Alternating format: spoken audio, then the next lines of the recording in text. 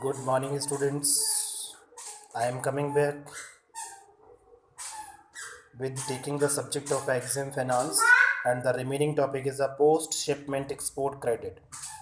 Because of the in the previous video, we have discussed about our pre shipment credit. So, in this video, we have discussed about our post shipment export credit.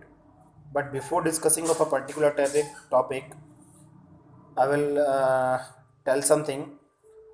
Stay home, stay safe, and stay happy because of nowadays a lot of diseases to be arises in the environment. So please stay home, stay safe, and stay happy. Okay, so now we have discussed about of post shipment credit. So what do you know about of post shipment credit? So the post shipment credit means any loan or advance granted for any other credit provided by an institution to an exporter of goods from India from the date of extending credit after shipment of goods to the date of realization of export proceeds.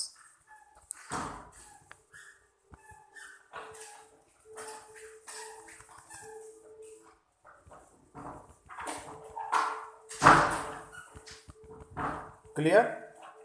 Then we have discussed about of rediscounting of export bills abroad scheme means EBR. So in general, banks are also allowed to rediscount export bills abroad at rates linked to international interest rates at post shipment stage.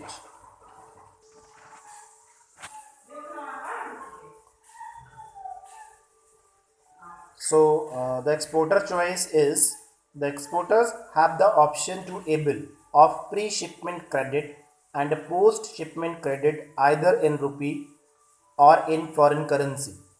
However, if the pre-shipment credit has been able in foreign currency, the post-shipment credit has necessarily to be under the EBR scheme.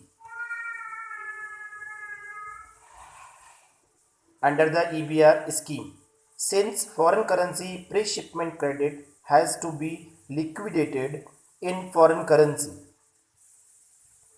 So what is the concept of a scheme? So scheme means it will be comparatively easier to have a facility against bills portfolio than to have rediscounting facility abroad on bills by bills basis. So there will, however, be no bar if rediscounting facility on bill to bill is arranged by an bank in case of any particular exporter, especially for large value transactions.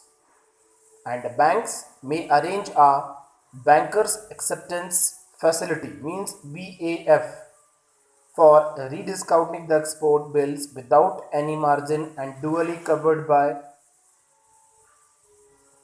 documents. Then what is the eligibility criteria for the scheme? So the scheme will cover mainly export bills with usance period up to 180 days from the date of shipment. If there is, however, no bar to include demand bills, if overseas institutions has no objection to it. For rediscounting export bills having payment terms beyond 180 days from the date of shipment, proposals will have to be submitted to the RBI Mumbai, furnishing all relevant details for prior approval. The facility under the scheme of rediscounting may be offered in any convertible currency. Clear? Then we have discussed about facility of rediscounting with resource and without resource. So if it is recognized that it will be difficult to get without resource facility from abroad under BAF or any other facility, Therefore, the bills may be rediscounted with resource.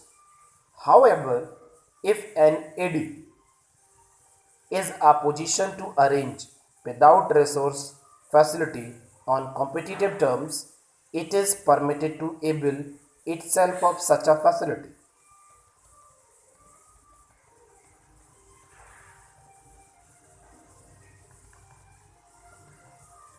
Then we have discussed about of interest on export credit. So we have discussed about of interest rate structure on export credit in foreign currency. So in respect of export credit to exporters at internationally competitive rates under the schemes of pre-shipment credit in foreign currency and rediscounting of export bills abroad, banks are permitted to fix the rate of interest with reference to ruling LIBOR, Euro LIBOR, whereas applicable as under.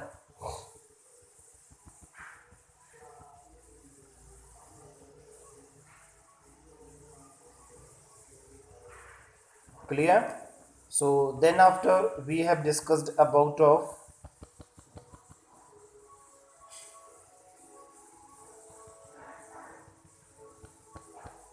then after we have discussed about of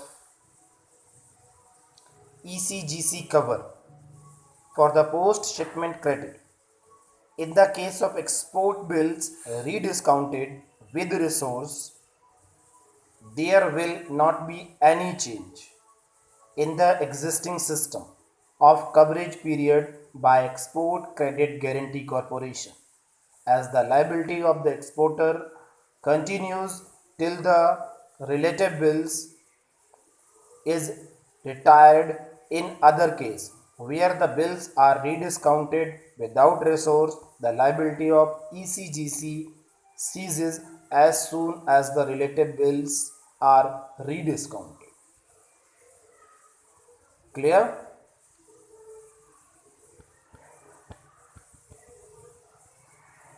Then the meaning of accounting aspects. So the rupee equivalent of discounted value of the export bills will be payable to the exporter, and the same should be utilized to liquidate the outstanding export packing credit.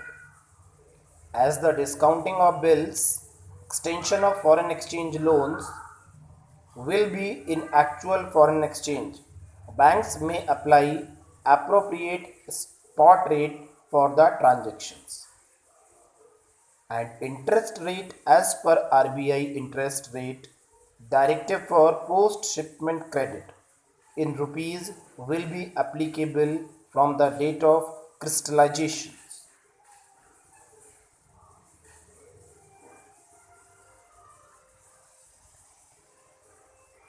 And what is the meaning of a refinance in a post shipment credit? So banks will not be eligible for refinance from the RBI against export bills discounted, rediscounted under the scheme,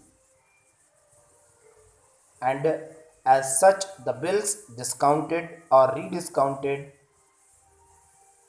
in foreign currency should be shown separately from the export credit figures reported for purpose of drawing export credit refinance.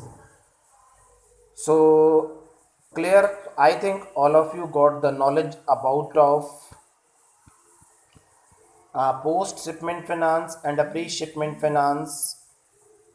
So I will deliver all the related information about of post shipment finance and a pre shipment finance under the concept of a repayment and sharing of a packing credit. I hope all of you got the knowledge, all of you gain the knowledge, all of you enhance your knowledge by listening and watching this video. And I hope this video is very helpful to all of you who are watching the who are studying the concept of exim finance, because of the exim finance is the most important subject in terms of MBA IB. So the students who is doing the MBA IB, Please share this video and watch this video. And at last, I will say stay home, stay happy, and stay safe. Thank you very much.